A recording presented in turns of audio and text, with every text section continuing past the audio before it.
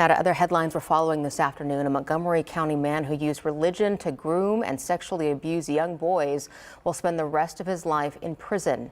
81-year-old Albert Carlson was convicted last week for continuous sex abuse of a child. The judge sentencing him to life without parole, and prosecutors believe there could be more victims out there. KPRC 2's Corley Peel spoke with the chief prosecutor in the case. She's joining us live outside the Montgomery County Courthouse in Conroe with what led to the guilty verdict. Corley. Lisa, it only took the jury 30 minutes to find that Albert Carlson was guilty. Prosecutors say that he preyed on neighborhood boys in Splendora, and he also committed a similar crime in Utah just decades prior. 5 victims testified against Carlson, saying that he abused them between the ages of 10 to 17 years old. And their testimony is what the chief prosecutor is saying helped paint the picture that Carlson had a pattern of being a predator, according to the jury.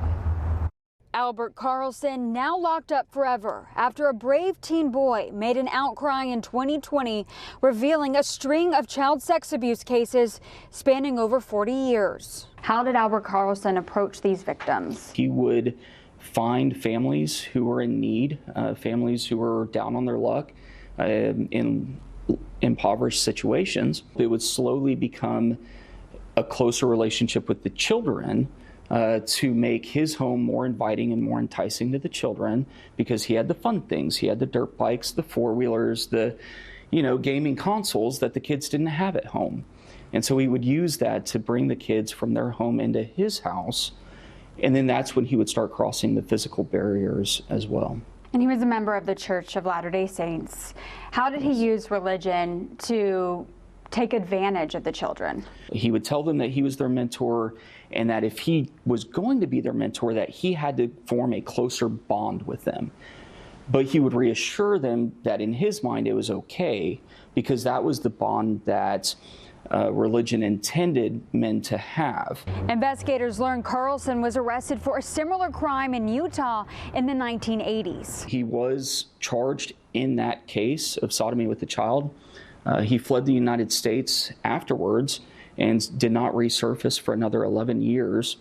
And at that point, when he came back, he was convicted on a lesser charge of lewdness with a child.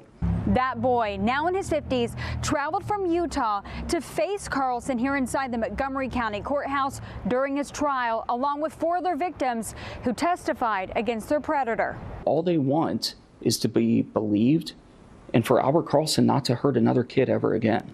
Unfortunately, I believe that there are other victims of Albert Carlson out there. And prosecutors say Carlson plans to appeal his case.